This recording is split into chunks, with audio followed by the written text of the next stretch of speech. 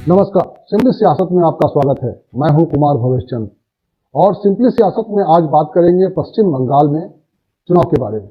पश्चिम बंगाल में चुनाव होने वाले हैं और अगर पिछली बार के ध्यान से देखें तो पिछली बार मार्च में 4 मार्च को चुनाव अनाउंस हुआ था 2016 में, और इस बार अब देखते हैं मार्च के फर्स्ट वीक में ऐसी उम्मीद की जा रही है कि चुनाव का ऐलान हो जाएगा। इसके बाद वहां पे राजनीतिक गतिविधियां बढ़ जाएंगी। इस वक्त भी वहां पे ढेर सारी राजनीतिक गतिविधियां चल रही हैं। पिछले कुछ समय से लगातार भारतीय जनता पार्टी के बड़े नेताओं के दौरे हो रहे हैं। प्रधानमंत्री भी दौरे कर चुके हैं, राष्ट्रीय अध्यक्ष जेपी नड्डा दौरे कर चुके हैं, अमित शाह कई रैलियां कर चुके हैं, पदयात्राएं और तरह तरह के आयोजनों से जो है वहां पे सियासी गर्मी है। इसके अलावा तृणमूल कांग्रेस के ढेर सारे नेताओं को तोड़कर भारतीय जनता पार्टी ने अपने पाले में कर लिया है। ममता के कई विश्वस्त नेता आज तृणमूल कांग्रेस को छोड़कर भारतीय जनता पार्टी के हो चुके हैं, और ऐसे में एक पूरा माहौल ये बन रहा है कि क्या ममता बनर्जी भारतीय जनता पार्टी के लिए जो जाल बिछाया है उससे घिर गई है। और इसी पर हम बातचीत करने के लिए हमारे साथ आज पश्चिम बंगाल के सीनियर जर्नलिस्ट, जो पिछले 3 दशक से पश्चिम बंगाल की राजनीति को बहुत ही बारीक नजर रखते हैं, उस पर प्रभाकर मणि तिवारी, मैं उनसे बात कराऊंगा आपकी, उनके साथ संवाद करूंगा। प्रभाकर मणि तिवारी बीबीसी के लिए भी लिखते रहे हैं वहां से, पश्चिम बंगाल से, और वहां की तमाम तरह की पंचायत स्तर की राजनीति कहें या विधानसभा स्तर की, या एक जो वहां राजनीति का जो इतिहास है उसको भली भांति समझते हैं। तो मुझे लगता है कि ग्राउंड जीरो से चीजों को समझने का प्रभाकर मणि के अलावा और कोई दूसरा व्यक्ति नहीं हो सकता है। इसलिए मैं आपकी मुलाकात कराता हूँ सीधे प्रभाकर मणि तिवारी से। हमारे साथ जुड़ गए हैं प्रभाकर मणि तिवारी और हम उनसे चर्चा करेंगे। प्रभाकर जी, ये बताइए, हम ये मान के चल रहे हैं जो हिंदी भाषी बेल्ट में इधर उत्तर भारत की तरफ बैठे हैं, उसमें हमें ये आभास हो रहा है कि ममता बनर्जी पूरी तरह से भारतीय जनता पार्टी ने जो जाल बिछाया है, तो धीरे धीरे हम देख रहे हैं कि भारतीय जनता पार्टी की वहाँ पे मौजूदगी बढ़ रही है, वहाँ पे उसकी ताकत बढ़ रही है। और अभी ममता बनर्जी के ढेर सारे नेता जो उनके बहुत विश्वस्त माने जाते थे, बहुत ही भरोसेमंद माने जाते थे, जिनकी अपने क्षेत्रों में बड़ी मजबूत पैठ थी, ऐसे लोग ममता को छोड़कर भारतीय जनता पार्टी का पाला पकड़ चुके हैं। क्या लगता है आपको कि ममता बनर्जी घिर गई हैं और उनके लिए अब कोई रास्ता नहीं है? क्या स्थिति है? हाँ, आपकी पहली बात से तो सहमत हूँ कि बीजेपी की चौतरफा दबाव की जो रणनीति है, इससे ममता बनर्जी और उनकी पार्टी घिर चुकी है।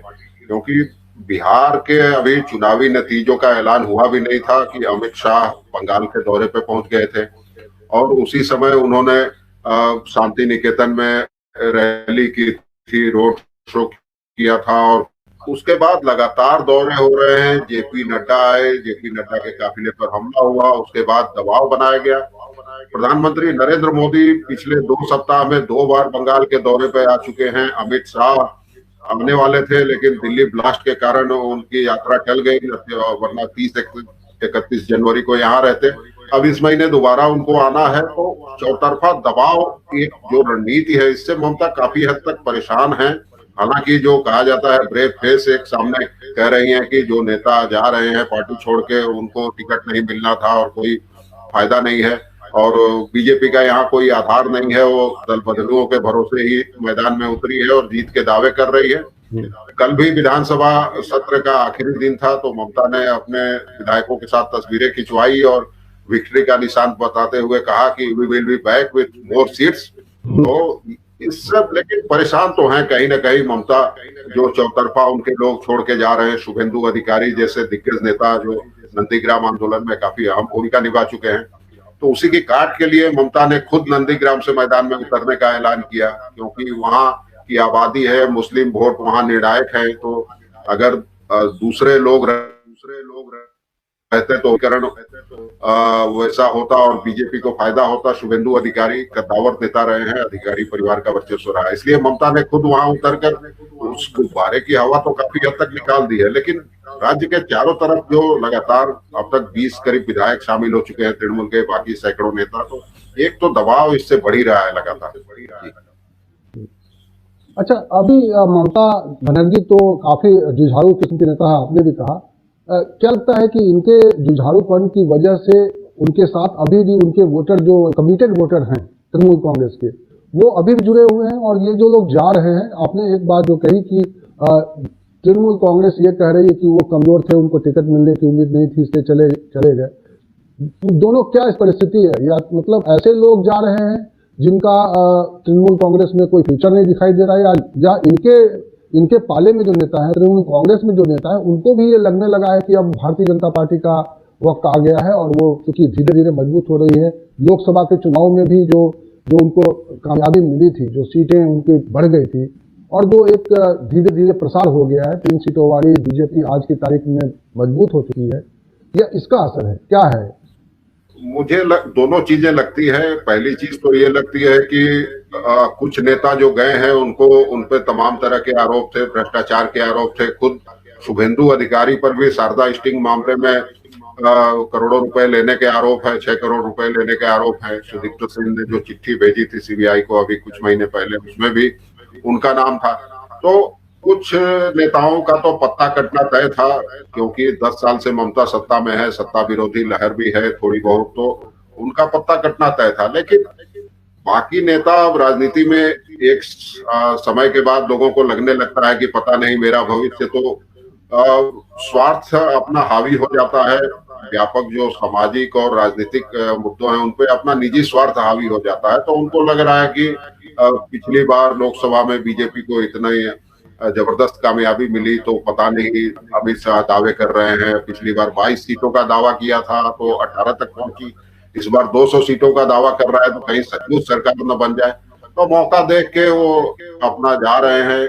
हालांकि ये दोधारी तलवार है, तृणमूल से इतने बड़े पैमाने पे लोग बीजेपी में जा रहे हैं, तो इससे बीजेपी में भी असंतोष बढ़ रहा है। हाँ, इसके बिल्कुल अलावा खबरें भी आई थी कि वहां के नेता विरोध कर रहे हैं और अब शायद आने का सिलसिला रुक भी गया है।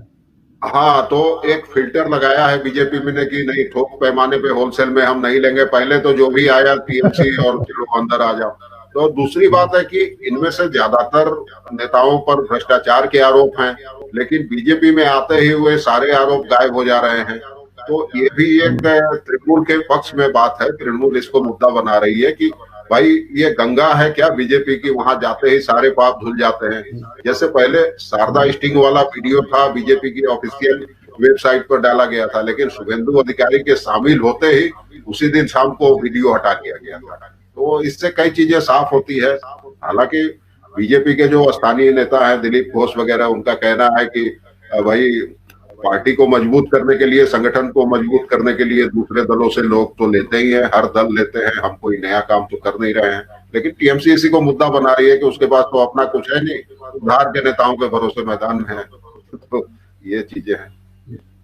हाँ, ये तो जब चुनाव आते हैं तो इस तरह के जो है पाला बदल का काम तो चलता ही है। इस पाले के लोग उधर जाते हैं, उस पाले के लोग इधर आते हैं। बहुत सारे लोगों को भारतीय जनता पार्टी में रहते हुए उनको टिकट नहीं लेगा, तो आखिरी वक्त में एक पोस्टरिंग के लिए भी हो सकता है तृणमूल कांग्रेस उनको टिकट दे कि देखो हम बीजेपी ने, हमने अब हमारे में बीजेपी सिर्फ हमने सेंध नहीं लगाई है, हमने बीजेपी में भी सेंध लगा दी है।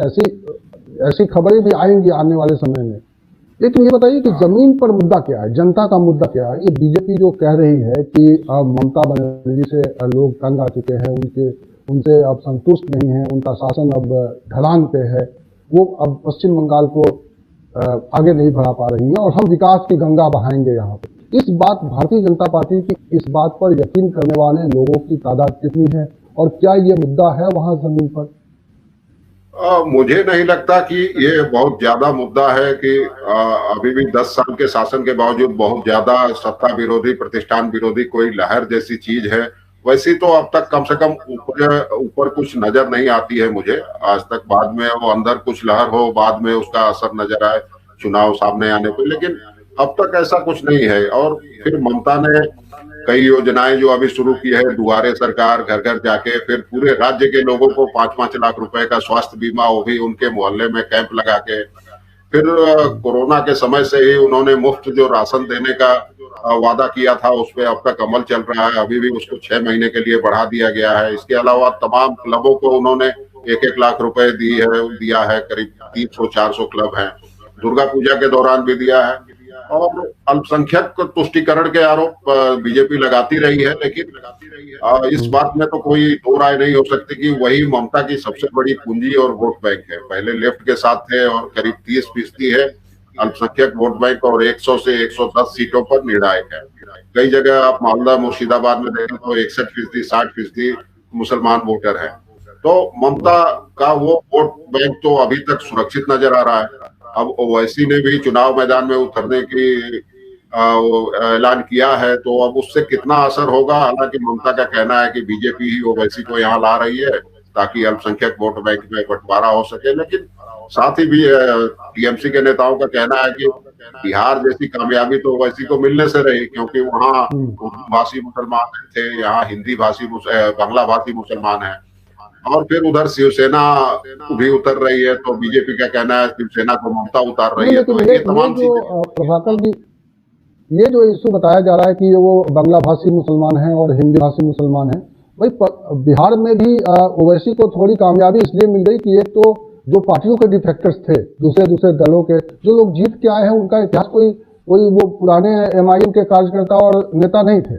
वो दूसरे दलों में जहाँ पे निराश हुई, उनके जमीन पर उनकी ताकत थी, तो और उनको आखिरी वक्त में ओवैसी ने टिकट दिया और वो चुनाव जीत गए, क्योंकि उनकी जमीन पर ताकत थी। तो ओवैसी यही फॉर्मूला तो वहां भी अपना सकते हैं। और दूसरी बात है कि बिहार से लगे हुए जो इलाके हैं, जहां पे इन्होंने मतलब एक कह सकते हैं कि कामयाबी का एक परचम लहराया है, उससे सटे हुए इलाके भी वहां मुस्लिम डोमिनेटेड इलाके हैं आपके यहाँ पश्चिम बंगाल में। और माना यह जा रहा है कि वहां पे भी वही स्थानीय मुसलमानों को ही टिकट देंगे। ओवैसी कोई हैदराबाद या आंध्र प्रदेश से टिकट तो लाएंगे नहीं, लोगों को लाएंगे नहीं, नेताओं को।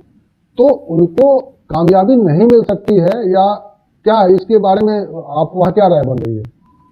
और जो बिहार से सटा इलाका है, बेसिकली उत्तर दिनाजपुर जिला है, तो वहां भी मुसलमान है, तो वहां कुछ कामयाबी तो जरूर मिलेगी। और अगर जीते नहीं भी तो वोट तो जरूर काट सकते हैं ओवैसी। और आज की तारीख में अभी ऐसा नहीं लगता कि ओवैसी 2-4 सीटें निकाल लेंगे, लेकिन कुछ वोट बैंक में सेंध तो लगाएंगे। वो यहाँ फुरफुरा शरीफ है जो मुसलमानों का बहुत बड़ा धर्म स्थल है, उसके पीर ज्यादा है, अब्बासी उनके साथ मिलके मैदान में है। तो अब्बासी ने भी अभी इंडियन सेक्युलर फ्रंट नाम की नई पार्टी बनाई है और साथ में लड़ेंगे।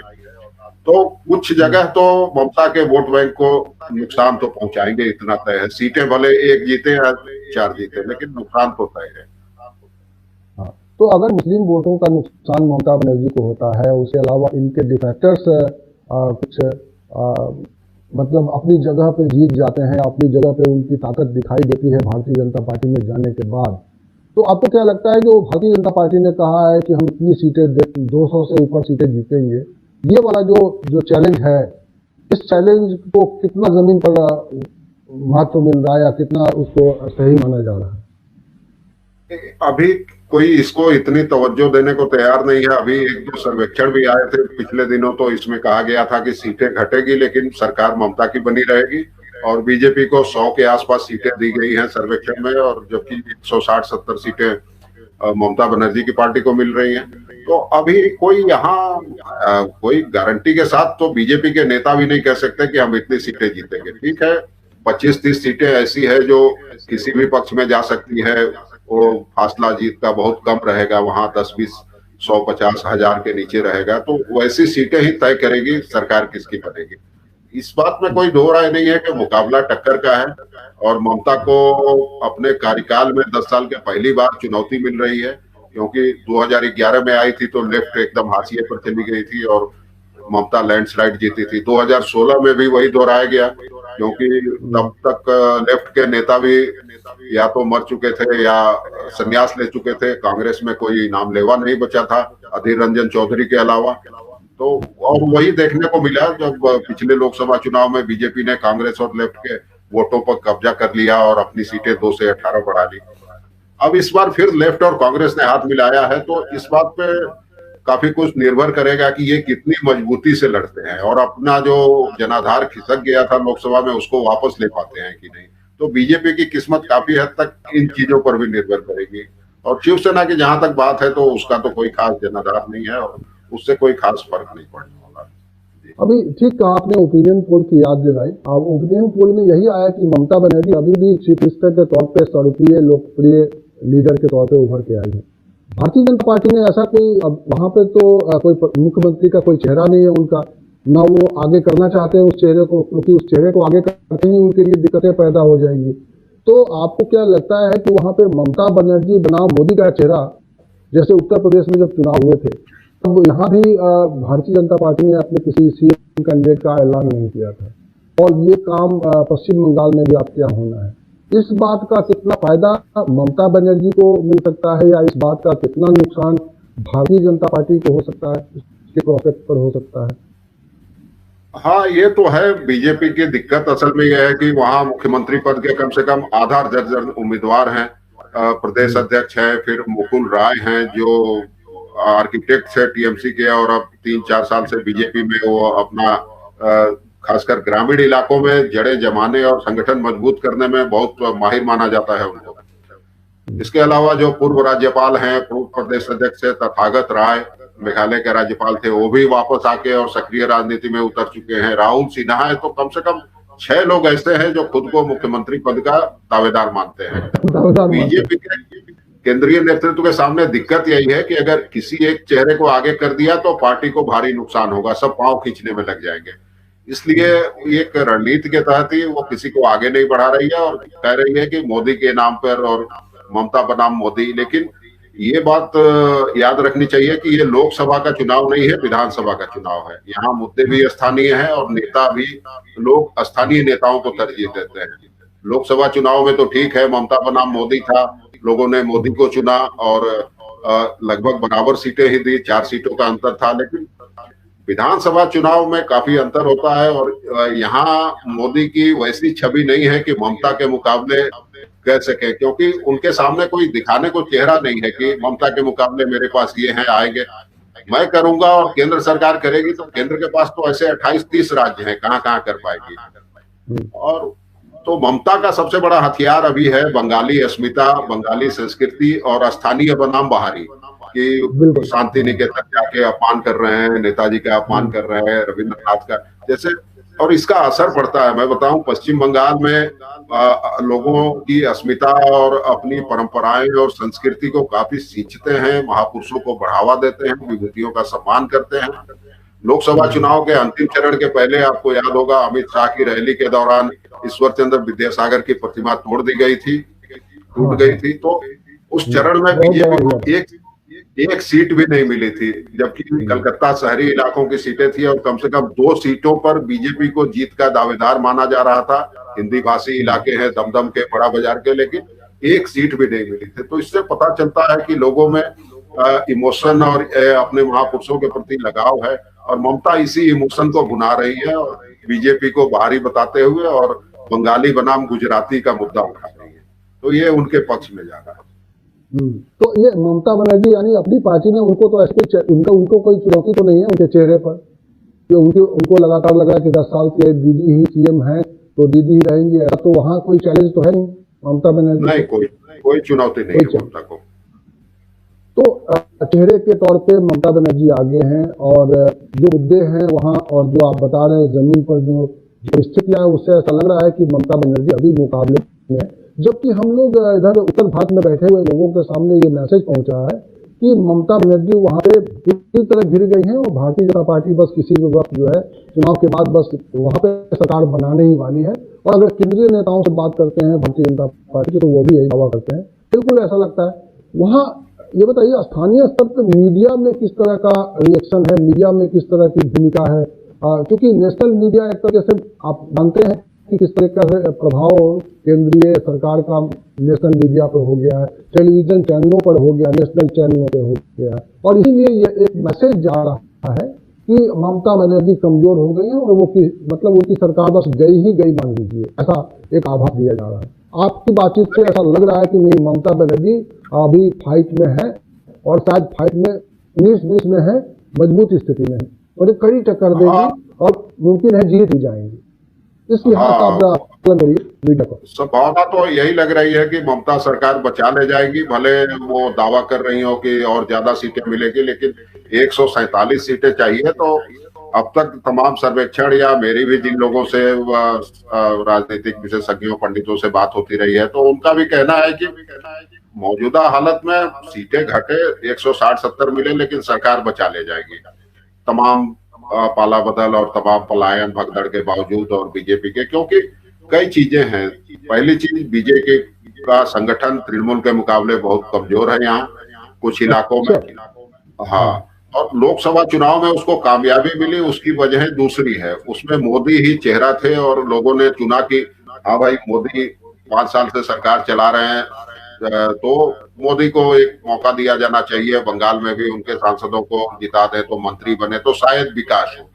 लेकिन अब तक ऐसा कुछ हुआ नहीं। बंगाल के मंत्री भी हैं केंद्र में, लेकिन ऐसा कुछ बड़ा हुआ नहीं। यहाँ जो भी विकास और तमाम स्वास्थ्य साथी, कन्याश्री, ममता ने जो तमाम योजनाएं शुरू की हैं, उनका जमीनी असर तो शहरों में नहीं दिख रहा है, लेकिन गांव में अगर हम जाएं तो गांव में दिखता है कि पहले जो लोग 10 किलोमीटर पैदल जाते थे, 5 किलोमीटर स्कूल जाती थी लड़कियां, उनको साइकिलें मिल गई है और साइकिल से जा रही हैं।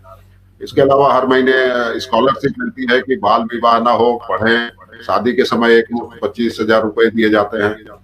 तो सीमित संसाधनों के बावजूद जो काम सरकार ने किया है, मैं नहीं कहता कि सरकार बहुत अच्छी है या सब काम किया है, हर पार्टी की अलग अलग खूबियां और खामियां होती है, लेकिन फिर भी जमीनी स्तर पर कुछ तो काम नजर आता है। खासकर आदिवासी इलाकों में आप जाएं, झारखंड से लगे पुरुलिया, बांकुड़ा, सड़कें बढ़िया बनी हैं, और नेशनल हाईवे छोड़ के जो स्टेट हाईवे है वो भी सड़कें बढ़िया है। जंगल महल का इलाका जो माओवादियों के नाम से जाना जाता था, और वर्षों वहां सड़कें नहीं थी, हम लोग पहले जाते थे तो धूल और टूटी फूटी सड़कें, लेकिन अभी मैं पिछले महीने वहां से होके आया बांकुड़ा बिष्णुपुर, और आलीशान सड़कें बनी हुई है और गांव की सड़कें। तो जमीनी स्तर पे काम तो नजर आता है अगर शहर छोड़ के हम बाहर निकले तो। बीजेपी का जहां तक सवाल है, उसके नेता अब तक दावे ही करते रहे हैं कि आयुष्मान भारत में नहीं है। ममता की दलील है हम तो सबको 5-5 लाख का स्वास्थ्य बीमा दे रहे हैं, तो आयुष्मान भारत की क्या जरूरत है। फिर किसान वाला मामला है, किसान सम्मान निधि, ममता कहना है हम पहले से यहाँ दे रहे हैं, इसलिए यहाँ न कोई किसान आंदोलन हो रहा है न कुछ हो रहा है। और एक एक स्तर पर ममता ने जवाब दिया है, जब हम ये कर रहे हैं तो क्या जरूरत है। बीजेपी नेताओं का आरोप है कि केंद्रीय योजनाओं को ममता अपने नाम से चला रही है। ममता कहना है कि सरकार तो मेरे 70-80 हजार करोड़ रुपए दबाए बैठी है, न जीएसटी का हिस्सा दे रही है, न केंद्रीय योजनाओं के मद में पूरी रकम दे रही है। तो जब पैसे हम लगा रहे हैं तो फिर ये केंद्रीय योजना कैसे। तो ये सब चीजें आरोप प्रत्यारोप का दौर चल रहा है, अभी और तेज होगा। लेकिन बीजेपी के दावे में और जमीनी हकीकत में अभी थोड़ा अंतर तो नजर आता है मुझे। आगे चल के क्या होगा, हालांकि रातों रात तस्वीर तो बदलती नहीं है, लेकिन दावे 200 सीटों के जीतने का अभी उसमें पर्याप्त संदेह होता है कि कैसे 200 सीटें और कहां जीतेंगी। तो आपके हिसाब से ममता बनर्जी को चैलेंज है, लेकिन ममता बनर्जी इस चैलेंज को फेस करने के लिए अभी भी प्रदेश की जनता का विश्वास उनके साथ दिखता है आपको? जमीन पर जो आपका आकलन है, जो भारतीय जनता पार्टी के कार्यकर्ताओं को देख रहे हैं, उनके मनोबल और उनके काम को देख रहे हैं। और ये बात आपने बहुत ही इंटरेस्टिंग बताया, क्योंकि हम लोग ये मानते हैं कि इस वक्त पूरे देश में अगर देखा जाए तो संगठन के स्तर पे भारतीय जनता पार्टी बहुत ही मजबूत काम करती है, क्योंकि उसका बूथ लेवल तक उसका ध्यान रहता है और अपने संगठन को ढंग से काम करे, इसके लिए ऊपर से लेकर नीचे तक एक सिस्टम उन्होंने बना रखा है। और दूसरी पार्टियां इतना न पैसा खर्च करती हैं, न संगठन पर इतना जोर देती हैं। लेकिन आपने कहा कि तृणमूल का जो है संगठन भारतीय जनता पार्टी के मुकाबले वहां पे मजबूत है। ये भी एक प्लस पॉइंट है जो ममता बनर्जी के पक्ष में जा रहा है। तो बहुत सारी इंटरेस्टिंग बातें जो आपसे पता चली मुझे, जो यहाँ बैठ के हम लोग नहीं समझ पा रहे हैं चीज़ों को, और हमें ये लग रहा है कि ममता बहुत कमजोर है और भारतीय जनता पार्टी किसी तरह से, कहते हैं ना कि शोले में एक डायलॉग था कि वो गब्बर क्या बेचना है कि पकड़ो दबोच लो, तो ऐसी स्थिति नहीं है फिलहाल। नहीं, ममता की सबसे बड़ी ताकत है ममता की अपनी छवि। एक तो वो शुरू से ही छात्र जीवन से ही जुझारू नेता रही है, इससे भी कठिन हालातों में नंदीग्राम सिंगूर के समय 26 दिन अनशन किया और उसी से जीत की राह बनी, और आम लोगों के साथ खड़ी दिखती है। ये है कि आम लोगों और नेताओं के बीच कोई वीवीआईपी कल्चर और ऐसा नहीं है। जहां भी जाती है आम लोगों से मिलती है, अचानक उतर जाती है, लोगों से बतियाती है। सुरक्षा का वैसा तामझाम नहीं रहता जैसा बीजेपी के केंद्रीय नेताओं के साथ है। 50 सीआरपीएफ के कमांडो और मशीन गन, और जहां भी जाती है लोगों से बात करती है, पहचानती है लोगों को, बूथ स्तर के नेताओं को भी नाम से पुकारती है। तो इसका असर पड़ता है, लोगों के दिमाग पर असर पड़ता है कि अरे मुख्यमंत्री हैं फिर भी जानती है फलाने को, बूथ लेवल के एक नेता हैं उसको जानती हैं। जबकि बीजेपी नेता वो तो बाहर से आते हैं, उनको स्थानीय नेता भी वैसी जानकारी नहीं दे पाते हैं। ये सब दिक्कतें हैं और ममता पर खुद कोई दाग नहीं है। अब भी हवाई चप्पल पहनती है, सूती सफेद साड़ी और लोगों के बीच जाती है। बीजेपी आरोप बिल्कुल उन पे लगा है। उनकी सादगी का भी बहुत असर है। मैं वहाँ दौरा मैंने किया हाँ, है सादगी का असर है। और बीजेपी आरोप लगा रही है कि ममता के भतीजे अभिषेक बनर्जी जो सांसद हैं, उनके जरिए हमले कर रही है। लेकिन अभिषेक पर जो भी आरोप हो नहीं हो, ये जांच का मुद्दा है, अलग बात है। लेकिन ममता के दामन पर कोई छींटा नहीं है एक भी। तो ये ममता की और तृणमूल कांग्रेस की सबसे बड़ी ताकत है कि ममता बनर्जी मौजूद है। तो यही ताकत ममता को अगर तीसरी बार हैट्रिक बनाती है तो यही उनकी सबसे बड़ी ताकत साबित होगी। बहुत बहुत वहाँ के जो मतलब कहिए कि आप जो ग्राउंड की जो राजनीति है उसके बारे में बताया, तो ऐसा लग रहा है कि भारतीय जनता पार्टी को जो अभी बयान कर रहे हैं उसके नेता, जमीन पर की ताकत मतलब हासिल करने में बहुत दम लगाना पड़ेगा। और इतना आसान नहीं है। ममता बनर्जी दो लगातार टर्न कर चुकी हैं, उसके बावजूद कोई उनके खिलाफ में वो जो मुद्दा है, जो भ्रष्टाचार का शारदा केस और ये सब जो केस है, क्या वो डिस्टर्बिंग नहीं है उनके लिए? ये मुद्दा नहीं है वहां के चुनाव में ममता के खिलाफ में? मुझे नहीं लगता, क्योंकि जब शारदा नारदा हुआ था 2014 चुनाव के पहले या 2016 विधानसभा चुनाव के पहले शारदा स्टिंग वीडियो सामने आए थे, तो कोई असर नहीं पड़ा। टीएमसी की सीटें और बढ़ गई थी।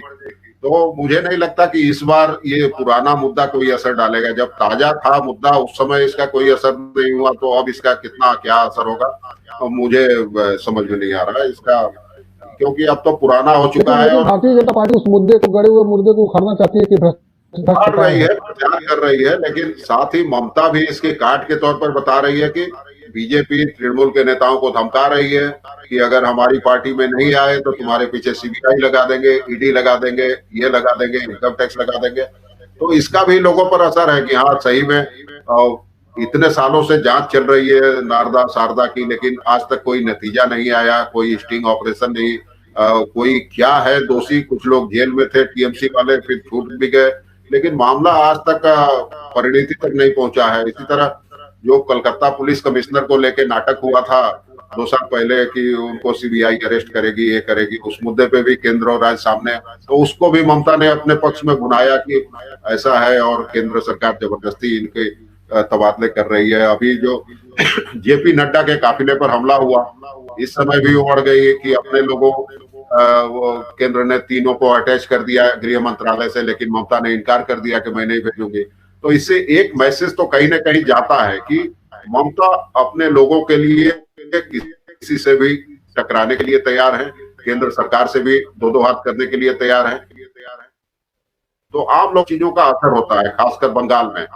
फिर बीजेपी के नेता भी कुछ गलती करते रहे हैं। मिसाल के तौर पर अमित शाह आए थे तो उन्होंने बिरसा मुंडा की जगह किसी और की मूर्ति को माला पहना दिया।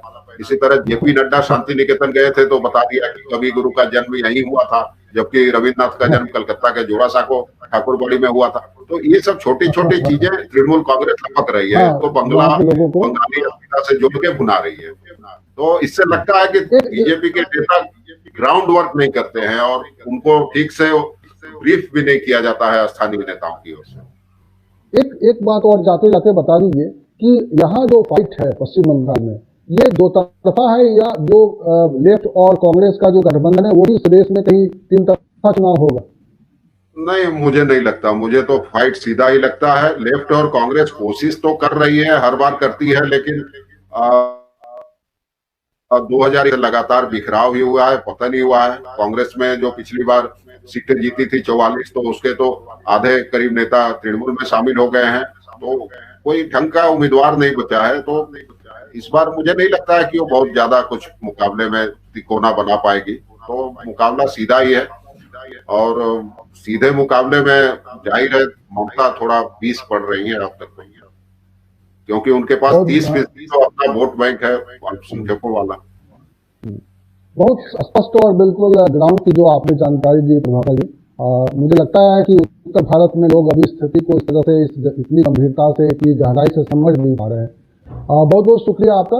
आगे भी हम आपसे अपडेट लेते रहेंगे और हम समझने की कोशिश करेंगे कि पश्चिम बंगाल में जो राजनीति चल रही है उसमें और कौन से पहलू हैं जिसकी वजह से ये ममता बनर्जी और नरेंद्र मोदी के नाम पर जो भारतीय जनता पार्टी का चुनाव है, क्योंकि उसके ऊपर पूरे देश की नजर है।